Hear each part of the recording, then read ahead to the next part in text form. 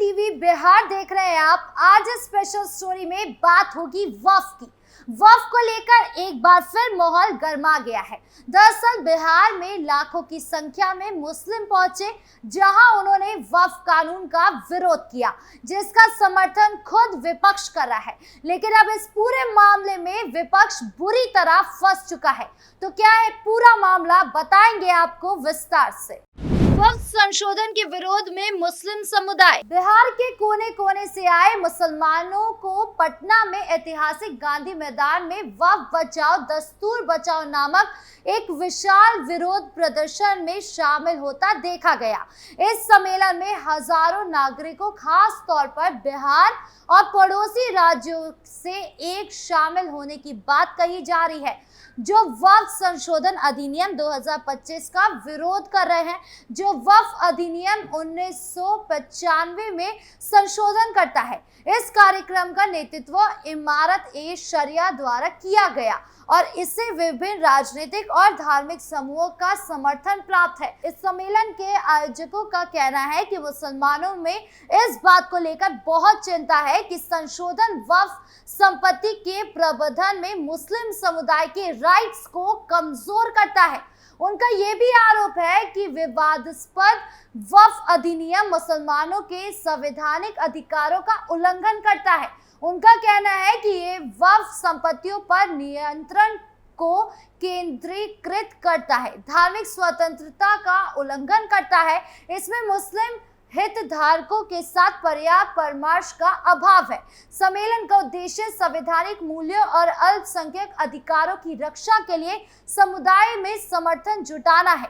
इमारत-ए-शरिया से जुड़े लोगों का कहना है कि सम्मेलन सब विरोध को न केवल मुसलमानों के लिए बल्कि हिंदू, सिख और ईसाई सहित अन्य समुदाय के लिए भी एकता के ऐतिहासिक प्रदर्शन के रूप में है, जो संशोधन को विभाजनकारी मानते हैं।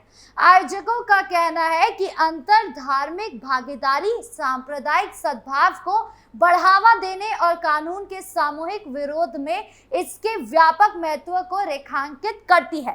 धार्मिक हस्तियों के अलावा राजद, कांग्रेस और अन्य विपक्षी दलों के विभिन्न नेताओं द्वारा वक्फ अधिनियम विरोधी सम्मेलन का समर्थन किया जा रहा है।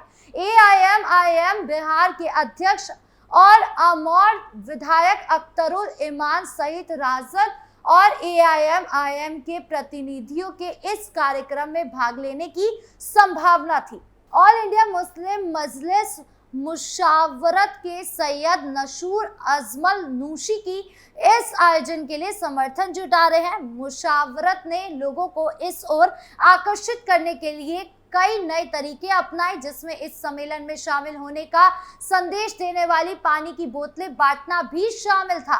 आयोजकों को उम्मीद है कि ये विरोध प्रदर्शन कानून के प्रति जनता और राजनीतिक विरोध को बढ़ाएगा और सरकार पर इसके प्रावधानों पर पूर्ण विचार करने या उसे संशोधित करने का दबाव भी बनाएगा।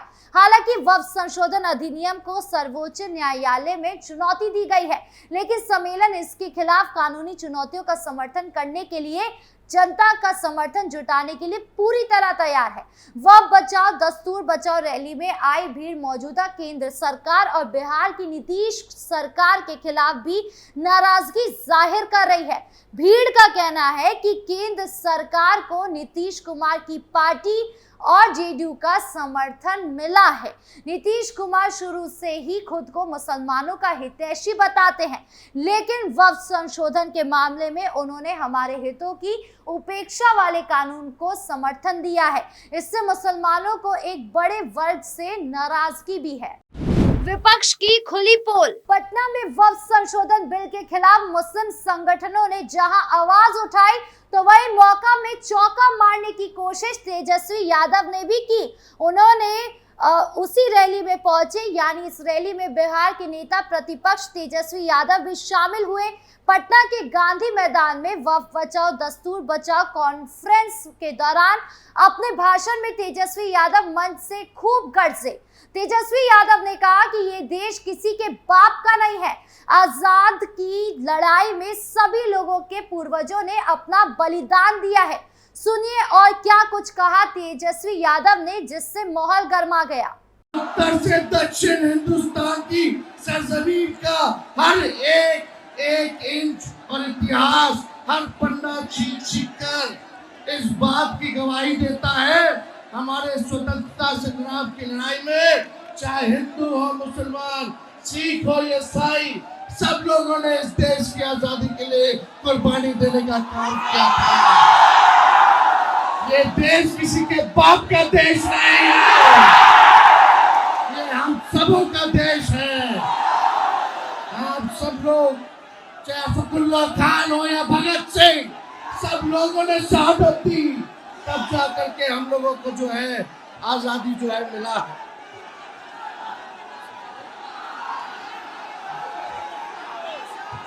देखिए, सबसे महत्वपूर्ण बात, आपके जमीनों को छीना जा रहा है। अब भाजपा सत्ता से जाने वाली है तो हम सब के गरीब, पिछड़ा, दलित, अति पिछड़ा, अल्पसंख्यक समाज के गरीबों का वोट का अधिकार भी छीनने का काम करने जा रही है। अभी नया इलेक्शन कमीशन का नोटिफिकेशन आया है कि 8 करोड़ वोटर का फिर से वो नया सूची बनाने जा रहे हैं और मात्र के अंदर जो है नई सूची को बनाना है। ये लोग, तेजस्वी यादव ने कहा कि इस देश के लिए सभी लोगों ने शहादत दी है, तब जाकर हम लोगों को आजादी मिली है। सबसे अहम बात यह है कि आपके जमीनों को छीना जा रहा है। अब भाजपा सत्ता से जाने वाली है, अल्पसंख्यक, गरीब, पिछड़ा और अति पिछड़ा और दलित, इन सब का वोट छीनने का काम किया जा रहा है। और यही नहीं, मौके पर चौका मारने की भूल ना केवल तेजस्वी यादव ने की, बल्कि प्रशांत किशोर ने भी इसमें अपना योगदान दिया।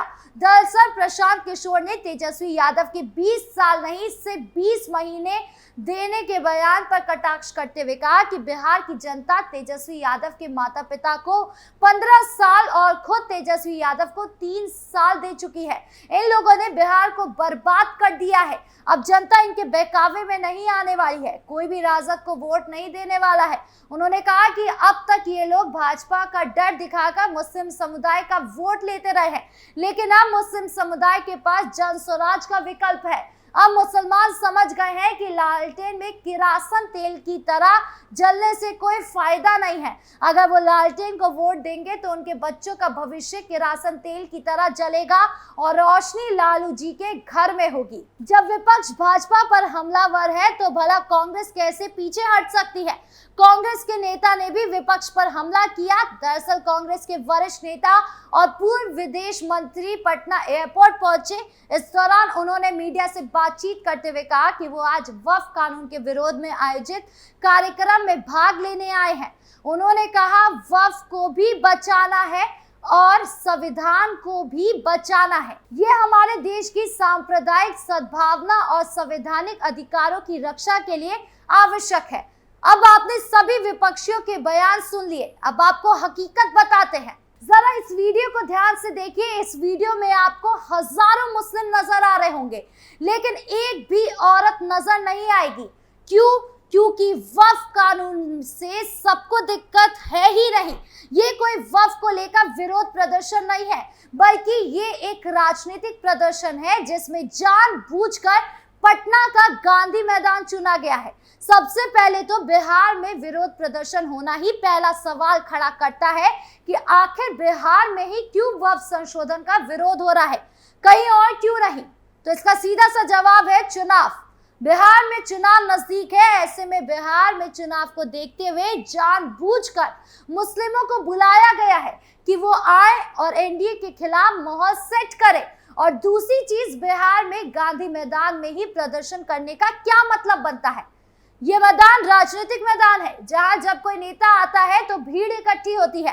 विपक्ष ये सब अच्छे से जानता है, इसीलिए पूरा फायदा उठाने के लिए खुद भी उसी प्रदर्शन में जा पहुंचा ताकि कुछ वोट अपनी झोली में गिरा सके। लेकिन विपक्ष की ये चाल अब पूरी तरह से उल्टी पड़ गई है, क्योंकि एक तरफ तेजस्वी यादव ने जो बाप शब्द का इस्तेमाल किया है, उसी से लोग नाराज हैं कि एक नेता होकर किस तरह की बात तेजस्वी यादव कर रहे हैं और दूसरी तरफ जो फर्जीवाड़ा करने की कोशिश की गई है मुस्लिम समुदाय को एकजुट करके, जिसमें सिर्फ पुरुष है महिला नहीं, ये भी विपक्ष पे भारी पड़ गया है।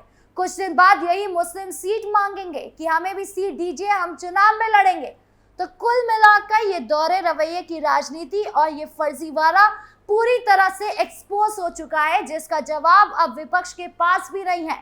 आपके इस पूरे मामले को लेकर क्या राय है, कमेंट बॉक्स में जरूर बताएं। नमस्कार।